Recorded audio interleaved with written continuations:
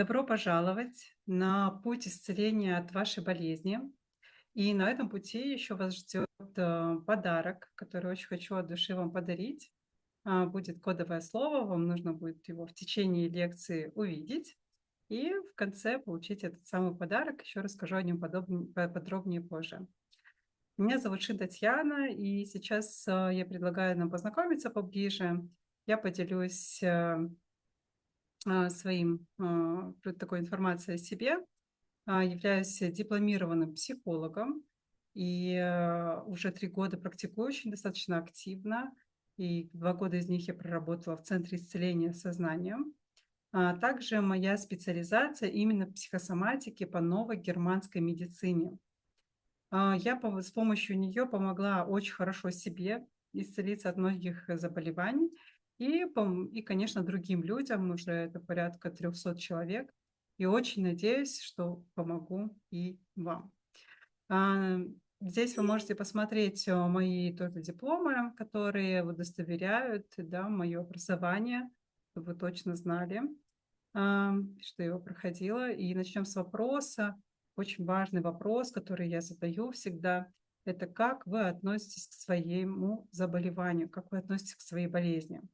Это очень важно его прям ощутить, себе внутри задайте, и этот ответ поможет вам в дальнейшем.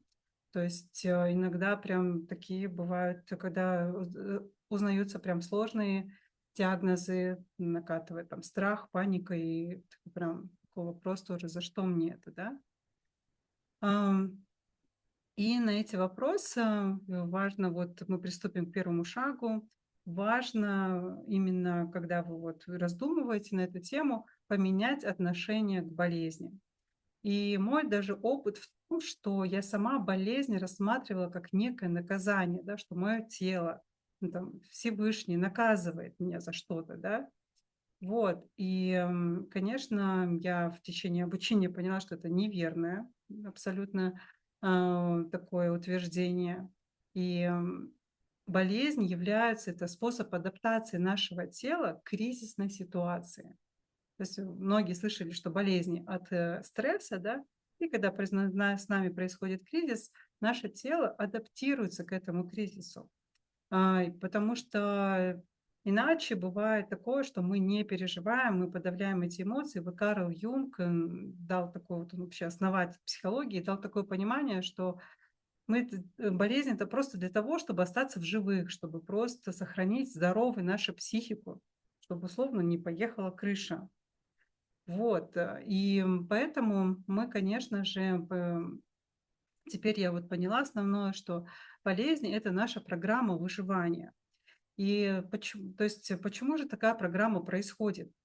И здесь нам помогает вот гипотеза о триедином мозге, где мы понимаем, что эта программа, она строится на самом нижнем уровне, да, нашего мозга, на рептильном, так, на животном уровне, то есть бессознательном. Конечно, мы так сами сознательно не решаем. То есть вот на этом уровне, да, тело принимает решение, когда мы подавляем, не можем справиться с кризисом, да, на психическом уровне, это все переносится в тело, да, на наше телесное.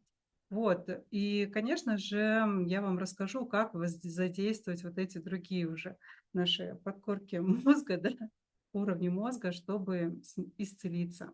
Вот, итак, мое вот предложение к вам – это заменить эту программу выживания, да, на программу исцеления. Вот, и как мы это будем делать? Вот, у нас для этого есть второй шаг, мы выявляем причину. То есть мы выявляем, какой же эмоциональный конфликт послужил основой для нашего заболевания. То есть мы вспоминаем то время, когда мы, например, заболели, да, то есть и, например, незадолго до этого что-то случилось. Вот, например, как произошло с моей аллергией. То есть незадолго до того, как у меня началась аллергия, это было весной, у меня случился развод. И как он произошел? Он произошел, то есть, чтобы вы понимали, как найти вот это событие в своей жизни. Он прошел очень драматично, это было абсолютно неожиданно, и я прожила это еще плюс ко всему изолированно. То есть мне тяжело было, стыдно делиться тем, да, что так случилось в моей жизни. И я не хотела с этим ни с кем делиться. Поэтому я очень, и что еще самую основную ошибку сделала, я подавила свои чувства, да, вот как я произошла. То есть случилась вот эта конфликтная ситуация, да. Я как бы, как я переживала? Я ее не переживала, я стала подавлять эти чувства, мне не хотелось их испытывать, я их всячески избегала, убегала от них, заедала и еще что-то, в общем, разными способами пыталась убежать от этих чувств. Соответственно, это произошло, что произошло. То есть если бы я прожила их, то есть это бы конфликт завершился, да. Но так как я их подавляла, это получилась адаптация в теле, и которая перешла вот в заболевание. А, то есть, чтобы вы прям, ну вот, хорошо было понятно, вот, то есть все симптомы, которые уже болезни, да, шли, то есть вот эти чихания, уже глаза чесались, да, это был способ моего проживания всех моих тех эмоций стыда, которые, да, тогда я подавляла очень сильно, очень много было обид. И таким, то есть через различные вот эти симптомы, да, вот у меня там руки чесались, то есть высыпания были, да, на руках, вот чесались сильно глаза, то есть очень много я чихала, да. Таким образом вот выходили вот эти мои непрожитые эмоции вот из этой ситуации. Вот, важно понимать, что ваше основное исцеление, это основной принцип, это оно кроется в действиях, новых действиях, да, и как же их создать.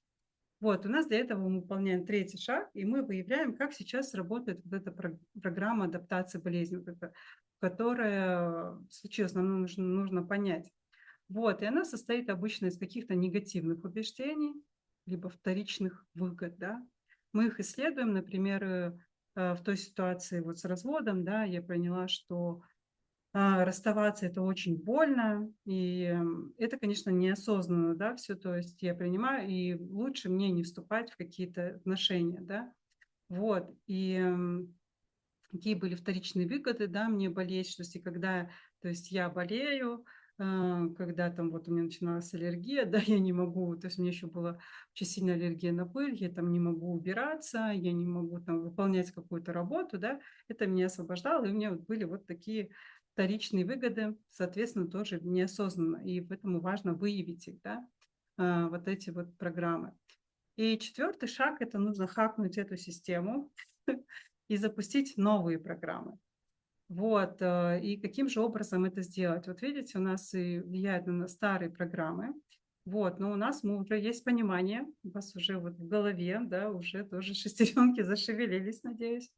И нам нужно понять, как вот уметь переключаться на новые программы, да. Соответственно, нам нужно понять вот эти все негативные убеждения, ну, как бы сказать им «до свидания», проработать их всех, да, отпустить эти все негативные убеждения, все вот эти вторичные выгоды и уметь переключать свой мозг в таких же ситуациях на новую программу.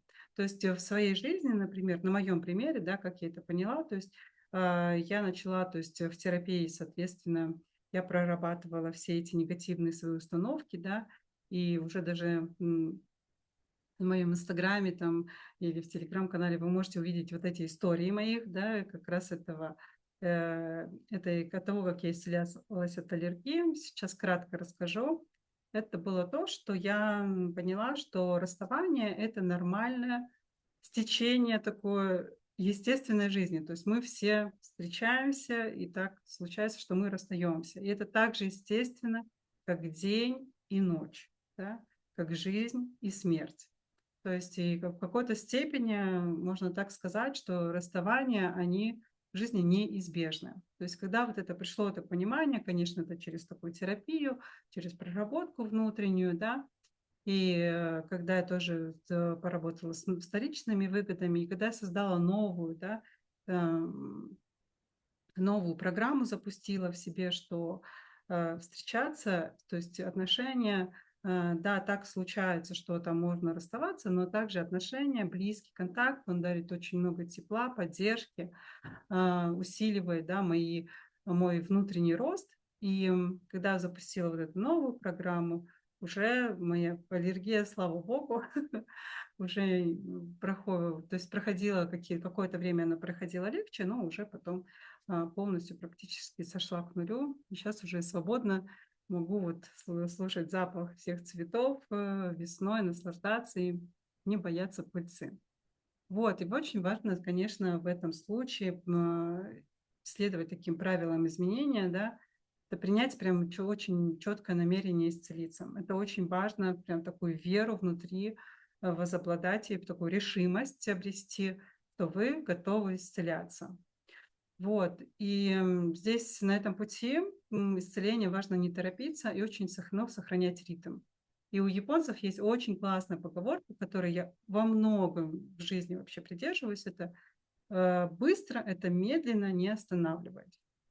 Вот, это можно там тоже на примере там похудения, да, заметить, когда человек очень-очень хочет быстро похудеть, за месяц он заходит на какую-то там диету, практически голодает там, и потом резко там, да, бывает, происходят очень резкие откаты.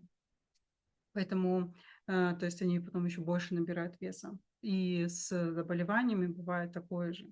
Поэтому мое тоже предложение не торопиться, идти постепенно. Вот, и постоянно исследовать свои симптомы, вот эти вот, смотреть вот эти на старые программы, как они влияют, то есть на новые, да, уметь переключать вот этот вот внутренний, да, свой ориентир на новые программы в своей жизни. Вот, и даже верить, если там вы упали, подниматься вновь. То есть если бывают где-то разные периоды, да, бывает обострение происходит. Что самое интересное, обострение, такой спойлер, да, обострение заболеваний часто бывает признаком того, что вы уже на пути уже, когда вы полностью исцелитесь от своего заболевания, поэтому нужно иметь вот это терпение. И уже хочу поделиться тоже историей одной девушки, Анны, которая ко мне обратилась, то с аллергией. Вот она тоже напомнила, то есть такой вот у нее был момент, что когда выявляли ее аллергию на различные продукты, выявляли причину, мы нашли, то есть в ее детстве ситуацию, которую она пережила очень драматично для себя в одиночестве, да, когда ей удаляли гланды. Вот. И после чего еще начали ее вот как раз кормить этими морковными, малиновыми пюре как раз. И они у нее закрепились очень вот с этим тяжким событием, и, соответственно, у нее была аллергия. И когда мы, конечно, уже пустились в терапию, начали прорабатывать, да, и все, и она уже потихоньку, ну, у нее случился вот такой прорыв, что она смогла уже спокойно, постепенно, очень постепенно питаться и перестраиваться, и уже более такой иметь разнообразный свой рацион, да, включая разные продукты, потому что у нее каждый раз еще то есть эта аллергия до этого, до нашей терапии, она усиливалась. Вот, что и очень было радостно для меня слышать, и я надеюсь, у вас тоже это случится. Вот, и самый главный секрет, который, я считаю, очень помогает всем, это настроить такой внутренний голос любви, потому что чаще всего вот эти все ситуации, которые я говорю, являются причинами, да, там, наших заболеваний от недолюбленности. Важно долюбить себя, вот, и здесь уже вот всплывает кодовое слово «душа», вот, и вы, то есть, соответственно, это вы можете получить этот подарок. Это бесплатная диагностика от меня, где я вам лично, прям мы встретимся. Я на этой диагностике поделюсь с вами, то есть расскажу, помогу вам выявить возможную причину вашего заболевания и показать выход. Вот для этого вам нужно, возможно, вы получили от нас какое-то сообщение, уже в ответ на сообщение написать «Душа, хочу на диагностику». Вот.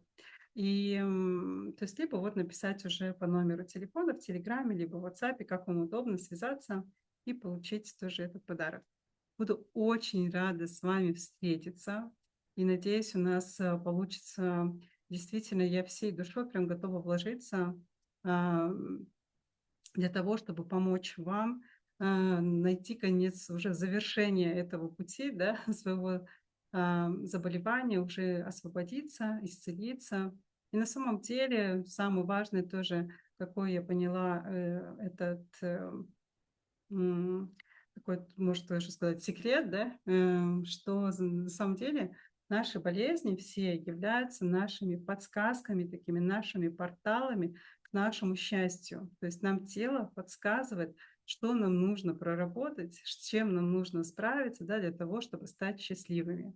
Так случилось и в моей жизни, даже вот с аллергией, и с гайморитом, то есть заболевания там у меня тоже с почками были проблемы, то есть они мне как раз, например, вот аллергия подсказала тоже, как строить отношения, да, с партнерами, причем это не бывает даже не обязательно там с противоположным полом, да, или какие-то романтические отношения, это практически, ну, со всеми, да.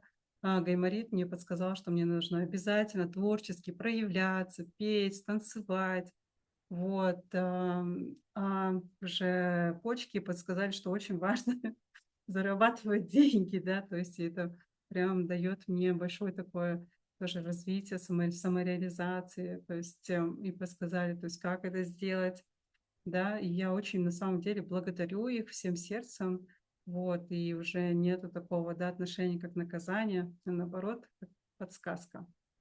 Все, жду вас на своей консультации.